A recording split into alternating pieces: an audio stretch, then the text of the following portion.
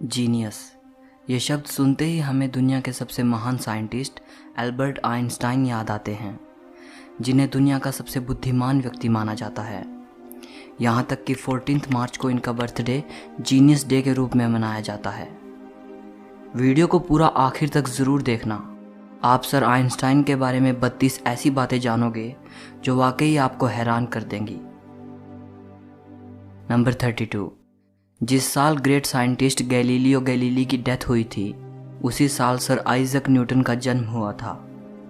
और जिस साल ग्रेट साइंटिस्ट जेम्स मैक्सवेल की डेथ हुई थी, उसी साल सर एल्बर्ट आइंस्टाइन का जन्म हुआ था। नंबर 31।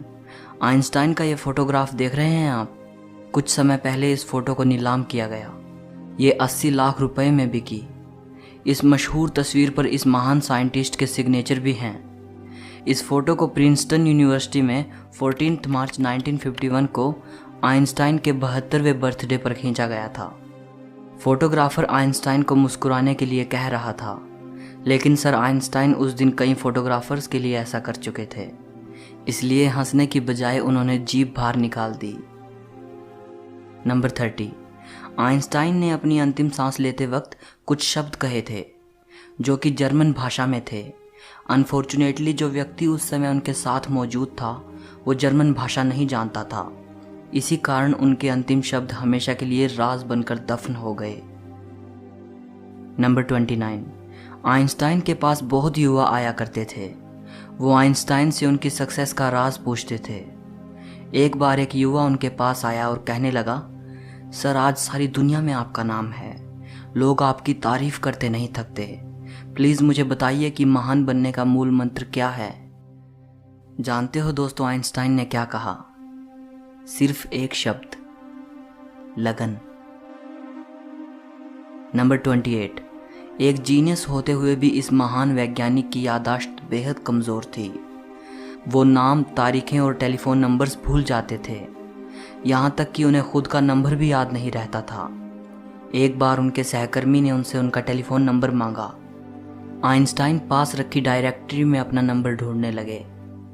सहकर्मी हैरान होकर बोला, आपको खुद का टेलीफोन नंबर भी याद नहीं है?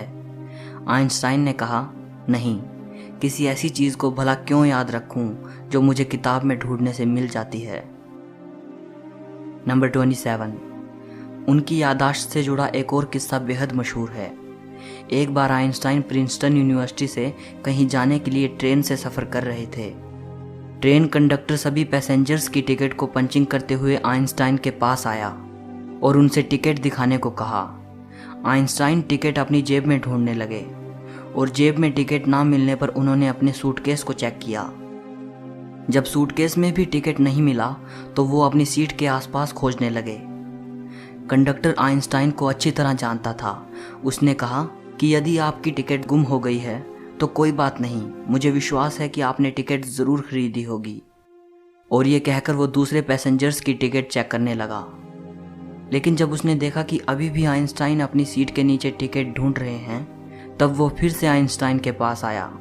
फिर उनसे कहा कि वो टिकट के लिए परेशान ना हों, उनसे टिकट नहीं मांगा जाएगा। कंडक्टर की यह बात सुनकर आइंस्टाइन ने कहा, वो सब तो ठीक है, लेकिन बिना टिकट के मुझे पता कैसे चलेगा कि मैं जा कहाँ रहा हूँ। नंबर 26। आइंस्टाइन अपनी जनरल और स्पेशल थियरी ऑफ रिलेटिविटी की वजह से पूरी दुनिया में जाने जाते हैं, लेकिन बहुत कम लोग जानते हैं कि 1921 में उनको Nobel prize theory of relativity के लिए नहीं, बल्कि फोटो इलेक्ट्रिक इफेक्ट की खोज के लिए दिया गया था। नंबर 25। आइंस्टाइन के सिद्धांत बेहद मुश्किल थे। उस समय बहुत कम लोग ऐसे थे जो उनके सिद्धांतों को समझ पाए थे। एक बार किसी ने आइंस्टाइन की पत्नी से पूछा, क्या आप अपने पति की थियरी को समझती हैं? नहीं, उन्होंने बड़े आदर से जवाब दिया, लेकिन मैं अपने पति को समझती हूँ और उन पर भरोसा किया जा सकता है। नंबर 24। आइंस्टाइन को बाल कटवाना बिल्कुल पसंद नहीं था। उनके बाल हमेशा बिना कंघी किए होते थे। आज आइंस्टाइन का बिना कंघी किया हुआ hairstyle genius hairstyle के रूप में देखा जाता है। नंबर 23। इतने बड़े साइंटिस्ट होने के बावजूद भी वे कार चलाना नहीं जानते थे और समुद्री यात्रा उन्हें बहुत पसंद थी, पर तैरना नहीं आता था। नंबर 22, सर आइंस्टाइन को जुराबें पहनना बिल्कुल पसंद नहीं था। एक बार अपने बचपन के बारे में बताते हुए वो बोले, मेरे पैर की उंगलियां इतनी बड़ी थी कि बचपन में हमेशा मेरी जुराबें फट जाया करती थी। मैं इस बात से इतना परेशान रहता था कि मैंने जुराबें पहनना ही छोड़ दी। सर आइंस्टाइन को किसी के भी सामने बहुत अच्छी तरह ड्रेसअप होना पसंद नहीं था, फिर चाहे वे परिचित के बीच में हो या अपरिचित के, उन्हें कोई फर्क नहीं पड़ता था। नंबर 21, बचपन में आइंस्टाइन को मंदबुद्धि लड़का माना जाता था। टीचर ने तो यहाँ तक कह दिया था कि ये लड़का जिंदगी में कुछ नहीं कर पाएगा। वही लड़का बाद में दुनिया का सबसे महान साइंटिस्ट बना। नंबर 20, जैसा कि मैंने बताया कि आइंस्टाइन को मंदबुद्धि कहा जाता था, एक बार आइंस्टाइन के मैथ के प्रोफेसर ने उनको लेजी डॉग कह दिया था। वो पढ़ाई में ज़्यादा अच्छे नहीं थे, लेकिन मैथ ही बचपन से उनका फेवरेट सब्जेक्ट था। नंबर 19, जब वो पैदा हुए थे तो उनका सर बाकी बच्चों के कंपेयर में बहुत ज़्यादा बड़ा था। डॉक्टर्स ने उन्हें मानसिक तौर पर विकलांग कह दिया था। 7 साल का होने से पहले पढ़ना शुरू नहीं किया था। वे हमेशा लड़ते हुए स्कूल जाते थे। नंबर 18, 4 साल की उम्र तक वे कुछ बोल भी नहीं पाते थे। एक बार अपने पेरेंट्स के साथ खाना खाते हुए अचानक वे पहली बार बोले, सूप कितना गर्म है। ये सुनने के बाद उनके पेरेंट्स की हैरानी का ठिकाना न रहा। नंबर 17, आइंस्टाइन को साइंस में इंटरेस्ट तब हुआ जब वो 5 साल के थे और उनके पिता ने उन्हें एक कंपास ला कर दिया। वे इस बात से हैरान थे कि कौन सी शक्ति नीडल पॉइंट को एक डायरेक्शन में रखती है। बस यहीं से उनके अंदर साइंस को लेकर इंटरेस्ट पैदा हो गया।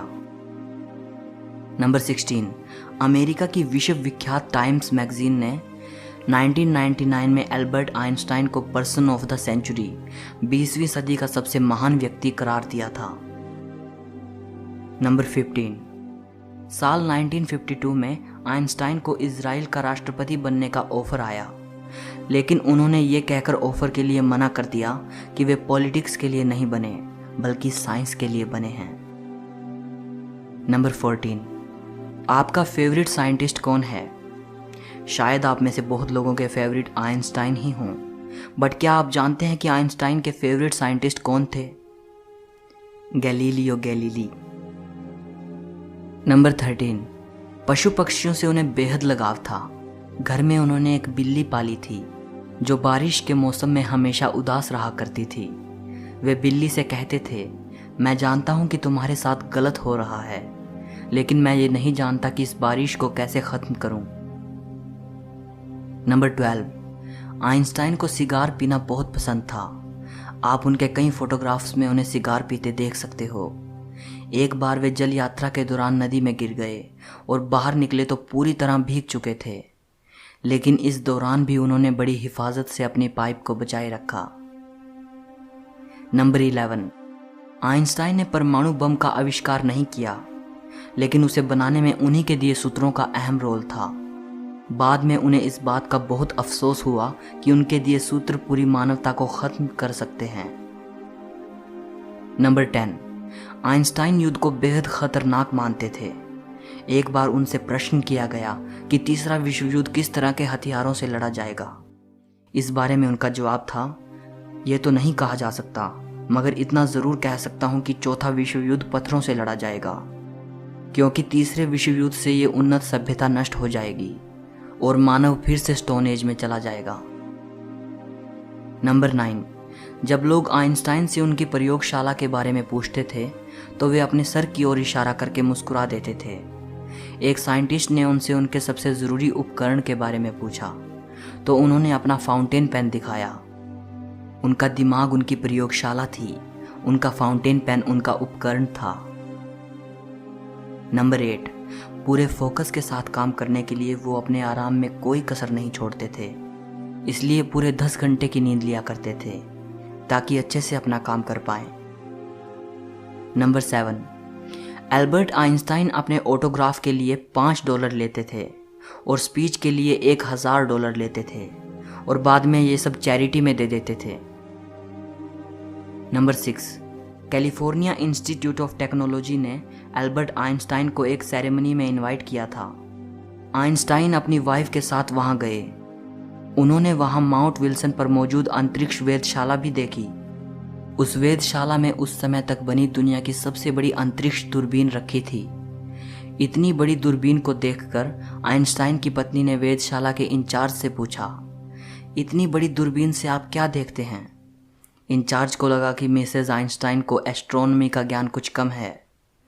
उसने बड़े रौब से जवाब दिया, इससे हम ब्रह्मांड के रहस्यों का पता लगाते हैं।